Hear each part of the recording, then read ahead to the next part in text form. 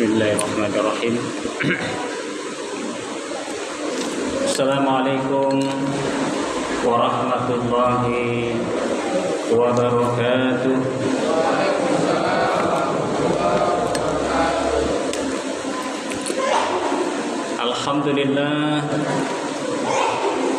Alhamdulillahilladzi arsala rasulahu bil huda wa dinil haqq liyudhhirahu 'alad dini kulli walau karihal musyrikun. Asyhadu an la ilaha illallah wahdahu la syarikalah wa asyhadu anna Muhammadan 'abduhu wa rasuluh. Allahumma shalli ala sayyidina Muhammad wa ala alihi wa ashabihi ajma'in, amma ba'd. Qala Allah ta'ala fi kitabihil karim, a'udzu billahi minasyaitonir rajim. Ya ayyuhalladzina amanu kutiba 'alaikumus shiyam kama kutiba 'alal ladzina min qablikum la'allakum tattaqun. Wa qala Rasulullah sallallahu alaihi wasallam, qad ja'akum Ramadan syahrul mubarak iftaradallahu alaikum siyamahu tuftahu fihi abwabul jannah wa tughlaqu fihi abwabul jahim wa tughallu fihi syayatin fihi lailatun khairun min alfi syahrin man hurima khairaha faqad hurima. Sadaqallahul azim wa sadaqar rasuluhul karim wa nahnu ala dzalika minasyahidin wasyakirin. Bapak Ibu hadirin sidang jamaah tarwih yang sama-sama dirahmati dan dimuliakan Allah Subhanahu wa taala. Alhamdulillah, kita memuji, kita bersyukur kehadiran Allah Subhanahu wa taala atas segala nikmat dan karunia-Nya, terutama nikmat iman dan nikmat Islam, sehingga alhamdulillah pada malam hari ini kita sudah berada di malam yang keempat di bulan Ramadan yang penuh dengan keberkahan ini. Kita masih sempat hadir di masjid kita ini tentunya untuk semakin meningkatkan ibadah kita kepada Allah Subhanahu wa taala. Salawat dan salam tak lupa pula kita mari senantiasa menyampaikan atas junjungan kita yang mulia Rasulullah Muhammad sallallahu alaihi wasallam. Nabi kita sebagai suri teladan kita, sebagai contoh panutan kita yang terbaik dalam kehidupan kita. Mudah-mudahan kita semua ini bisa dan selalu meneladani Nabi kita Muhammad SAW hingga akhir hayat kita, amin ya rabbal alamin. Bapak Ibu hadirin jamaah tarwih yang sama dirahmati oleh Allah Subhanahu wa taala, pada malam hari ini kita akan mengangkat satu tema atau judul ceramah tarwih kita, yakni Ramadan, bulan yang penuh berkah. Jadi Ramadan, bulan yang penuh berkah. Judul inilah yang biasanya paling dicari oleh anak-anak kita, terutama yang pegang buku. Nah, makanya langsung dicatat dan tidak boleh bertanya lagi. Kalau bertanya berarti nanti dari tanda tangan, karena nanti perhatikan ya. Bapak Ibu hadirin yang dirahmati Allah Subhanahu wa taala. Jadi bulan Ramadan sebagai Syahrul Mubarak. Itulah hadis yang kita bacakan tadi, kata Rasulullah SAW, qad ja'akum Ramadan Syahrul Mubarak. Telah datang di tengah-tengah kalian, di tengah-tengah kita ini, bulan Ramadan sebagai bulan yang penuh dengan keberkahan, bulan yang penuh dengan berkah. Pertanyaannya, apa yang dimaksudkan dengan berkah? Berkah menurut penjelasan para ulama kita itu diartikan sebagai az-ziyadatul khair. Az-ziyadah itu artinya bertambah atau berlimpah ya. Jadi berlimpahnya kebaikan, al-khair. Jadi berlimpahnya kebaikan pada sesuatu itu disebut dengan sesuatu itu berkah. Namun siapa yang memberikan kebaikan, keberkahan itu adalah Allah Subhanahu wa taala. Jadi Allah lah yang memberikan keberkahan itu. Namun bagaimana keberkahan itu datang? Tentu syarat yang paling utamanya itu adalah karena kita taat atau kita bertakwa kepada Allah Subhanahu wa taala.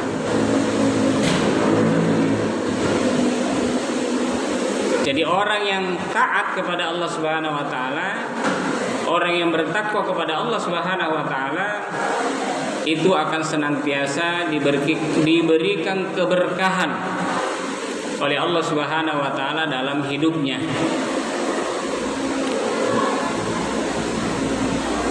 Contoh, misalnya kalau kita punya harta, kapan harta itu disebut dengan berberkah? Atau harta kita itu ada berkahnya? Harta itu disebut ada berkahnya tentu ketika harta itu kita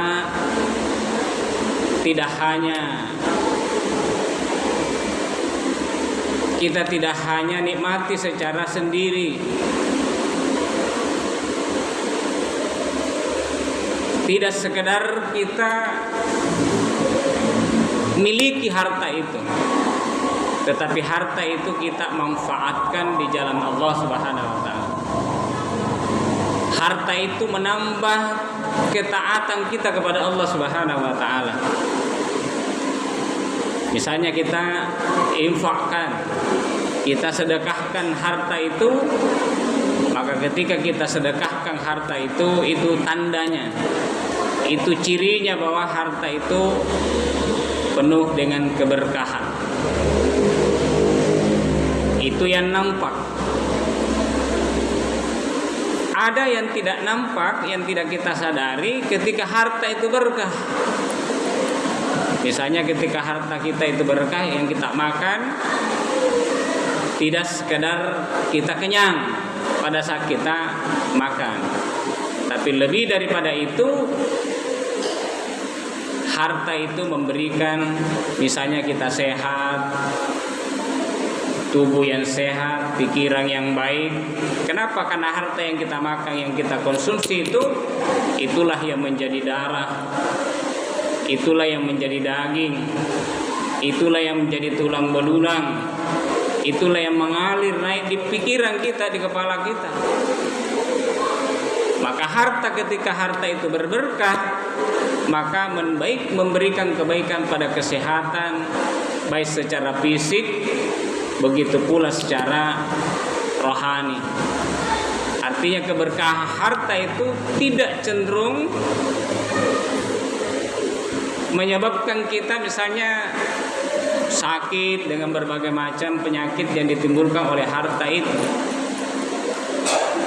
Makanya ketika kita mau makan, contohnya, kita diajari oleh Nabi Shallallahu Alaihi Wasallam untuk berdoa. Dan coba di dalam doa kita itu apa yang kita minta? Yang kita minta adalah keberkahan. Allahumma barik lana fima razaqtana wa qina adzabannar. Jadi yang kita minta adalah keberkahan. Ya Allah, barik lana, berikanlah keberkahan kepada kami fima razaqtana, dari apa yang Engkau rezekikan, dari apa yang Engkau berikan, harta yang Engkau berikan kepada kami. Wa qina adzabannar. Bahkan kita minta bahwa dari harta ini kita dijauhkan dari azab neraka, bukan justru mendekatkan kita kepada azab neraka itu. Mengapa? Karena ada juga banyak harta yang diperoleh oleh sebagian orang yang belum tentu harta itu berkah. Mengapa? Karena boleh jadi cara mendapatkan harta itu dengan cara yang tidak benar, sebagaimana mungkin yang sering kita dengar di televisi, ya, bagaimana KPK misalnya selalu menangkap koruptor kelas kakap. Nah, ini para pelaku koruptor ini kalau kita lihat tidak ada orang miskin. Jadi tenan tuh tahu kasih korupsi. Rata-rata tuh dijaga dari KPK. Ah, itu orang-orang sudah berlebihan semua hartanya itu. Tino menesing kana lana apain jo barang-barangna sumpai engka tena mantum puasna. Itulah yang disebut dengan manusia-manusia rakus. Manusia-manusia serakah, yang Nabi sendiri menggambarkan bahwa manusia itu kalau memperturutkan hawa nafsunya, mengikuti hawa nafsu keserakahannya, maka tidak akan pernah manusia itu puas dengan harta yang dia peroleh. Makanya Nabi mengatakan seandainya manusia itu diberikan oleh Allah Subhanahu wa taala satu lembah emas semua atau satu gunung emas, maka dia mau lagi gunung emas yang kedua. Di sare pun gunung emas yang kedua, ero injai maka talua. Gunung emas yang ketiga masih mau lagi. Lalu Rasulullah mengatakan tidak ada yang bisa menghentikan keserakahan orang seperti itu kecuali dengan tanah yang menutupi mulutnya. Artinya sumpahin di pasoso pintama di pakuburan nampam yang mari sumpah di serakah. Bapak Ibu hadirin jamaah tarawih yang sama dirahmati Allah Subhanahu wa taala. Itulah makanya kita minta keberkahan. Berkah itu karena kalau berkah harta kita, maka kebaikan-kebaikan yang selalu hadir di hidup kita, dalam diri kita. Kalau berkah keluarga kita, maka keluarga kita akan senantiasa damai, harmonis. Ada saja solusinya, rezekinya yang kita dapat untuk menutupi kehidupan kita, kebutuhan kita. Makanya apa yang kita minta ketika kita baru menikah, apa doanya yang diperintahkan oleh Rasulullah SAW, yang diajarkan oleh Rasulullah SAW? Pasti berkah. Barakallahu lakuma wa baraka alaika wa jama'a bainakuma fi khair. Nah, itu berkah lagi. Karena begitu pentingnya yang namanya berkah itu. Karena berkah itulah yang sebetulnya yang diharapkan. Karena kalau hidup kita berkah di dunia, maka lebih-lebih lagi insyaallah hidup kita ini akan diberikan keberkahan nanti di akhirat, dalam pengertian kita diridhoi oleh Allah Subhanahu wa taala di akhirat nanti. Saya kira semua perkara yang kita miliki, apakah itu harta, dalam keluarga, ilmu yang kita miliki, itu yang kita harapkan semua adalah keberkahan. Dari tina nak barakahnya nikahnya pengasingan ilmu. Kalau kita hanya tahu, tapi kita tidak mengamalkan ilmu itu. Ya contohnya, nasenjang karena wajib ini karena puasa pun bulan Ramadan. Berarti ini ilmu na. Ingkatena sumpah nagau kang injo puasa ya. Berarti injo sumpah ilmu na tena nak barakah. Tidak ada berkahnya, tidak ada gunanya, tidak ada kebaikan yang lahir dari ilmunya itu. Jadi ilmu yang berkah itu adalah ilmu yang menambah ketaatan seseorang kepada Allah Subhanahu wa taala. Makanya semua yang kita miliki yang diberikan oleh Allah Subhanahu wa taala, kita harapkan itu penuh dengan keberkahan. Maka begitu pula dengan bulan Ramadan ini. Jadi bulan Ramadan ini disebut dengan bulan berkah karena bulan Ramadan ini memang Allah Subhanahu wa taala menjadikan keistimewaannya itu berbeda dengan bulan-bulan yang lain. Jadi berbeda dengan bulan-bulan yang lain. Contohnya puasa. Memang diwajibkan puasa itu oleh Allah Subhanahu wa taala. Tapi apa kebaikan-kebaikan di balik puasa itu? Ya tentu satu kebaikannya adalah pahala yang besar yang akan didapatkan oleh orang yang berpuasa.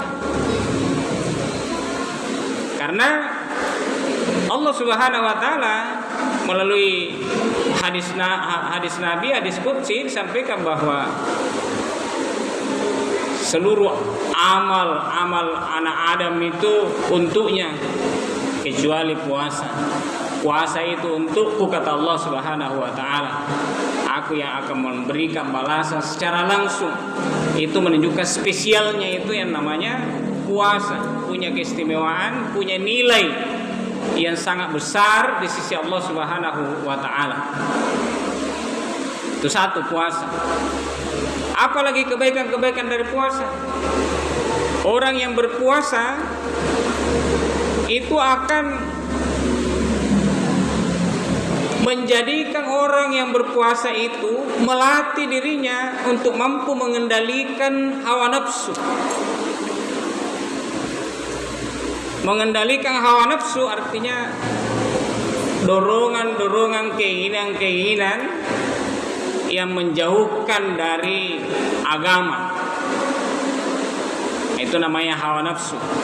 Jadi hawa nafsu ini kan seringkali mendorong kita untuk melakukan hal-hal yang dilarang oleh agama. Maka dengan puasa ini diajari kita, dilatih kita. Jadi jangankan yang memang betul-betul diharamkan, yang halal saja kita diminta untuk menghindarinya, dan kita mau menghindarinya. Contohnya makanan, minuman yang kita punya itu kan halal, tapi ketika diperintahkan kita berpuasa untuk tidak menyentuhnya, tidak memakannya, tidak meminumnya, kita pun menghindarinya. Itu menunjukkan kita mampu mengendalikan hawa nafsu kita atas perintah Allah Subhanahu wa taala. Maka orang yang berpuasa itu dilatih bahwa ketika itu Allah Subhanahu wa taala yang perintahkan, maka kita tidak banyak bertanya. Maka kita tidak ragu-ragu untuk melaksanakan. Itu hikmah di antara kebaikan-kebaikan ibadah puasa yang diwajibkan oleh Allah Subhanahu wa taala. Makanya Allah mengatakan di dalam surah yang kita bacakan tadi, dalam ayat yang kita bacakan tadi, bahwa diwajibkan atas kalian berpuasa. Untuk apa? Salah satu hikmah terbesarnya itu adalah la'allakum tattaqun, agar kalian menjadi orang-orang yang bertakwa. Jadi kita sudah tahu yang namanya bertakwa itu ya tentu melahirkan ketaatan kepada perintah-perintah Allah Subhanahu wa taala dan menjauhi larangan-larangan Allah Subhanahu wa taala. Tentu tidak hanya di bulan Ramadan, tapi itulah nanti yang akan kita bawa keluar dari bulan Ramadan sampai nanti bertemu dengan Ramadan berikutnya. Begitulah seterusnya. Itulah takwa yang diajarkan oleh Allah Subhanahu wa taala melalui ibadah puasa. Yang terakhir, saya kira kalau berbicara tentang keberkahan di bulan Ramadan ini sangat banyak sekali. Jadi seluruh amal ibadah yang kita lakukan di bulan Ramadan ini dilipat gandakan oleh Allah Subhanahu wa taala. Berarti kan itu kebaikan-kebaikan semua. Nah, itulah yang disebutkan dengan berkah itu berlimpahnya kebaikan. Berlimpahnya kebaikan di bulan Ramadan ini yang memang berbeda dengan bulan-bulan yang lain. Ya, ada satu malam yang lebih baik daripada seribu bulan. Ya, dan insya Allah kita akan melewati malam-malam itu. Kita tahu atau kita tidak tahu, pasti akan kita melewati. Batangkana sumpah niasi yang kanannya malam Lailatul Qadar atau tina niasi malam Lailatul Qadar. Yang penting asam bayang tarawih kinjuri bangina, asam bayang ngisa kinjuri bangina, asam bayang witir kinjuri bangina, amaca ki Qur'an kinjuri bangina, asidakka ki infak ki nyumbang kinjuri bangina. Pasti hanya sumpah amalan ta sama, bahkan sama, lebih baik daripada 1000 bulan. Itulah yang dimasukkan dengan memburu malam Lailatul Qadar itu bukan berarti harus nyeseng disumpahin malam Lailatul Qadar. Kita menjaga amalan-amalan terutama tentunya di malam-malam bulan Ramadan, dan Nabi mengatakan kita jaga, kita cari di 10 malam terakhir. Hadirin jamaah tarawih yang sama dirahmati Allah Subhanahu wa taala, saya kira banyak yang ingin kita sampaikan, tapi waktu kita sangat terbatas. Paling tidak bahwa gambaran bagaimana Ramadan ini sebagai bulan yang penuh dengan keberkahan, seperti itulah gambarannya diberikan oleh Allah Subhanahu wa taala kepada kita, betapa banyaknya berlimpahnya kebaikan di dalam bulan Ramadan ini, dan mudah-mudahan kita semua bisa mendapatkan itu. Makanya sering saya sampaikan bahwa bulan Ramadan itu bukan bulan di mana kita banyak istirahat, bukan bulan di mana banyak kita tidur, tetapi justru di bulan Ramadan itu kita melipat gandakan usaha, melipat gandakan ibadah. Makanya kita dituntut misalnya untuk mengkhatamkan Al-Quran 30 juz. Ya, engkau nanti nanti usaha, ya teming karena 30 juz, lalu juz lagi nanti sawal di Palembang. Engkau pun usaha ke insyaallah kecil itu 30 juz, bahkan bisa lebih dari itu. Mudah-mudahan memberikan manfaat kepada kita sekalian. Barakallah li wa lakum fil Qur'anil azim. Hadanallahu wa iyyakum ajmain. Assalamualaikum warahmatullahi wabarakatuh.